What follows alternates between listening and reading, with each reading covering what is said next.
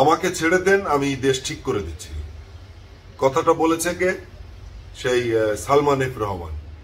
উনি তো গ্রেফতার হলেন, আমরা তো সেটা জানি, দেখেছি। তাকে রিমান্ডে নেওয়া হয়েছে এবং ডিবি অফিসে আছে। সেখান থেকে কিছু কথা তো আমরা জানতে পারছি, কেননা প্রচুর সাংবাদিক ওখানে থাকে। তারা কিভাবে কি কথা হচ্ছে, কতদূর কি বলল, সেটি জানার অপেক্ষায় থাকে। তো আমরা আরেকটি কথা লেটেস্ট জানতে পারলাম যে তিনি বলেছেন যে আমাকে ছেড়ে দেন, আমি দেশ ঠিক করে দিচ্ছি। দেখেন, উনি দেশ ঠিক করে দিচ্ছে এই কথাটা এখন কেন বলছেন? উনি কেন বলছেন? উনি আরো বলেছেন যে আমার প্রতিষ্ঠানগুলোতে ৮০,০০০ কর্মচারী চাকরি করে এবং ৮০,০০০ লোক চাকরি করা মানে আসলে ৮০,০০০ পরিবার। এটা ঠিক। প্রতি পরিবারে যদি ৫ জন ৬ জন করে থাকে তাহলে লক্ষাধিক, কয়েক লক্ষ লোক এই সমস্ত প্রতিষ্ঠান, বেক্সিমকো সহ তার যে অন্যান্য প্রতিষ্ঠান আছে, লক্ষাধিক লোক ডিপেন্ড করে। এখন ব্যাপারটা হচ্ছে যে উনি এখন কেন এটা বলছেন? এই দেশ থেকে উনি যারা টাকা পাচার করেছে সেটা তো উনি সহযোগিতা করেছেন। উনি নিজে শেয়ার বাজারকে বারবার ধ্বংস করেছেন, সেখান থেকে টাকা বের করে নিয়ে এসেছেন। উনি ব্যাংকগুলোকে কন্ট্রোল করেছেন তার প্রতিষ্ঠানের জন্য, যখন যেখান থেকে টাকা দরকার তিনি নিয়েছেন। মানে এইটা তো এখন আর গোপন কিছু নেই, ওপেন হয়ে গেছে এবং আগে থেকেই সবাই জানে যে সালমান এফ রহমান হচ্ছে এদেশের ব্যবসায়ীদের শীর্ষ ব্যবসায়ী।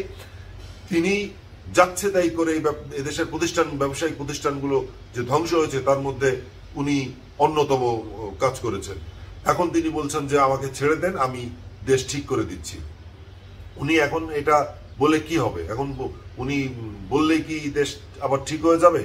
যে জায়গায় এখন পৌঁছেছে দেশ, একটা কি বলা যায় যে একদম গত 15-16 বছরে দেশটা একদম ধ্বংসের দ্বার প্রান্তে চলে গেছে বা ধ্বংসই হয়ে গেছে।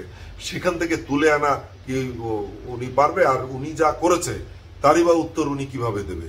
উনি কিভাবে পারবেন? উনি যেটা পেরেছেন সেটা তো পেরেছেনই, সেটা তো আমরা দেখতে পেয়েছি, আমরা জানতে পেরেছি এবং সামনে আরো অনেক কিছু জানবো। এবং উনি দেখেন, এই সালমান এফ রহমান তার নাতির বয়সী একটা মেয়েকে ভাগিয়ে নিয়ে গেল। তার মেয়েটার কি বলবো, যে তার এক পা কবরে একটা বৃদ্ধ মানুষ কি পরিমাণে লুচ্চা হতে পারে। সেই মেয়েটার সংসার, তার হাজবেন্ড মুনির সাহেব, সে কান্নাকাটি করছিল ক্যামেরার সামনে এসে, এবং তার ব্যবসা প্রতিষ্ঠানও সে নিয়ে গেল। তাকে জোর করে দিয়ে তার কাছ থেকে ৩০০ টাকার স্ট্যাম্পে সই নিয়েছে এবং জোর করে তাকে দিয়ে তার স্ত্রীকে ডিভোর্স করিয়েছে এবং তাকে রাতের বেলায় পুলিশ দিয়ে ধরে নিয়ে গেছে, নিয়ে ডিবি অফিসে রাখা হয়েছে, নির্যাতন করেছে এই সালমান এফ রহমান। এই সালমান এফ রহমান শুধু ক্ষমতার জোরে আর পয়সার জোরে যা ইচ্ছে তাই করেছে, সেটা তো আমরা দেখেছি। আর ওই যে মেয়েটাকে নিয়ে গিয়েছিল, ওই মেয়েটারও লোভ লালসা ছিল, বেশি টাকার লোভ লালসার কারণে সেও চলে গেছে। যাই হোক, সেগুলো কথা না, ব্যক্তিগত বিষয় নিয়ে কথা না বলাই ভালো। কথা হচ্ছে যে এই যে সালমান এফ রহমান এখন বলছেন যে দেশ ঠিক করে দিচ্ছি, আমাদের কাছে কথা হচ্ছে, দেশের মানুষ যেটা বলতে চায় সেটা হচ্ছে যে এত বছরে কি করেছেন? এই দেশে কেন এত বেকার থাকলো? এই দেশে কেন সবকিছুর দাম বাড়লো? এই দেশে বারবার কেন শেয়ার বাজার থেকে সাধারণ মানুষ, মধ্যবিত্ত মানুষরা লস করে চলে আসে? কেন? এর উত্তরগুলো কি উনি এখন দিতে পারবেন? উনি তো দিতে পারবেন না। উনি এখন বলছেন কি যে আমাকে ছেড়ে দেন, আমি দেশ ঠিক করে দিচ্ছি। সবাই ভালো থাকবেন, সুস্থ থাকবেন।